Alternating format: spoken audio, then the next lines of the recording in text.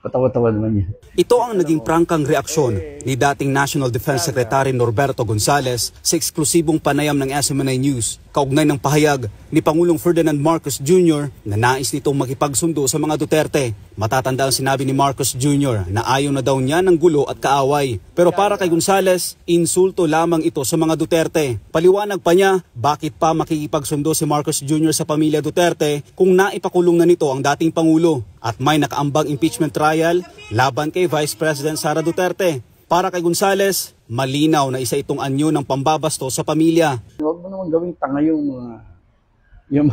sabi mo, willing out. Pagkatapos mo ipa-arrest yung tatay o i-impeach mo pa. Tapos sabihin, hindi, kasundo na lang tayo. Mahirap yan. Ika nga, inaapi mo na, huwag mo nang insultuhin pa. Kasi lalo lang magagalit yan. Dahil dito, payo ni Gonzales kay Pangulong Marcos Jr., itigil na ang pagkukunwari at huwag nang magbalat kayo at kunwari naghahangad ito ng pagkakaibigan. Lalo na kung ang kilos naman niya ay malinaw na salungat sa kanyang pinagsasabi. Kung may gagawin siya, tuloy niya na. Huwag yung kunyari, friendly siya.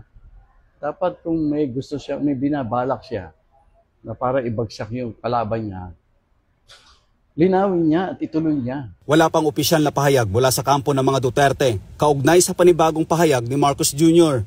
Sa kabila nito, matatandaan na nauna nang iginiit ni Vice President Sara Duterte na hindi siya ang klase ng taong pumapayag sa areglo, lalo na sa mga taong anyay ng gulo sa kanya at sa kanilang pamilya. Para sa Diyos sa Pilipinas, kung mahal Almar Forzuelo, SMNI News.